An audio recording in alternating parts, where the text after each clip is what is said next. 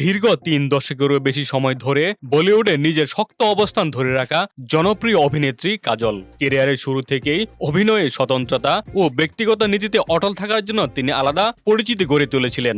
সেই নীতিরই একটি ছিল নো কিসিং, অর্থাৎ পর্দায় চুম্বন দৃশ্যে অভিনয় না করা। তবে সম্প্রতি সেই দীর্ঘদিনের অবস্থান থেকে সরে এসে আলোচনা জন্ম দিয়েছেন এই অভিনেত্রী। 2023 সালে মুক্তি পাওয়া ওয়েব সিরিজ দ্য ট্রায়ালে প্রথমবারের মতো চুম্বন দৃশ্যে দেখা যায় কাজলকে। এতে তার সহশিল্পী ছিলেন বাংলা চলচ্চিত্রের জনপ্রিয় অভিনেতা যিশু সেনগুপ্ত।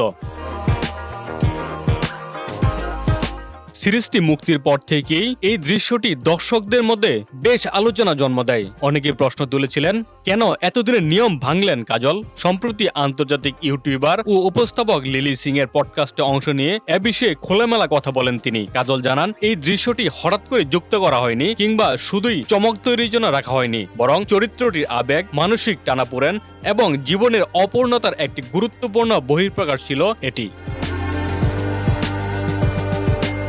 তার ভাষায়, এটি কেবল একটি চুম্বন দৃশ্য নয়, এটি দেখায় চরিত্রটি কি অনুভব করছিল, তার ভেতরে কি চলছিল এবং তার জীবনে কি অনুপস্থিত ছিল। কাজলের মতে, এই দৃশ্যটি বাদ দিলে পুরো গল্পের একটি গুরুত্বপূর্ণ স্তরই অনুপস্থিত থেকে যেত। তবে সিদ্ধান্তটি তার জন্য সহজ ছিল না। কাজল স্বীকার করেন, দৃশ্যটি ধারণের আগে তিনি ভীষণ অস্বস্তি ও দ্বিধায় ছিলেন। তথ্যগতভাবে বিষয়টি বুঝেছিলাম, কিন্তু বাস্তবে করতে পারবো কিনা তা নিয়ে নিশ্চিত ছিলাম না, বলেন কাজল। শেষ পর্যন্ত একজন পেশাদার অভিনেত্রী হিসেবে চরিত্রের প্রয়োজনে নিজেকে মানিয়ে নেওয়ার সিদ্ধান্ত নেন।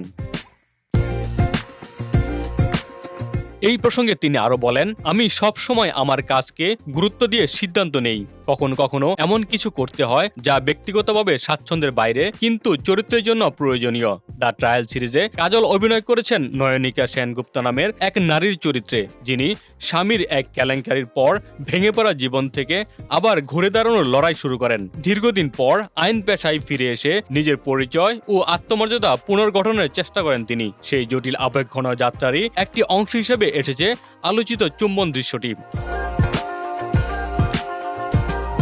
৩ দশকের ক্যারিয়ারে কাজল সবসময় নিজস্ব অবস্থানে দৃঢ় থেকেছেন। তবে সময়ের সঙ্গে সঙ্গে চরিত্রের গভীরতা ও গল্পের প্রয়োজন অনুযায়ী নিজের সীমারেখা নতুনভাবে নির্ধারণ করতেও তিনি প্রস্তুত। এটাই যেন নতুন করে প্রমাণ করলেন এই অভিনেত্রী। বর্তমানে ওটিটি প্ল্যাটফর্মে সক্রিয় কাজল নতুন ধরনের চরিত্র ও গল্প নিয়ে কাজ করতে আগ্রহী। দর্শকরাও তার এই নতুন রূপকে আগ্রহ ভরে গ্রহণ করেছেন, যেখানে অভিজ্ঞতা, পরিণত ভাবনা এবং সাহসী সিদ্ধান্ত মিলিয়ে তৈরি হচ্ছে এক ভিন্ন কাজল।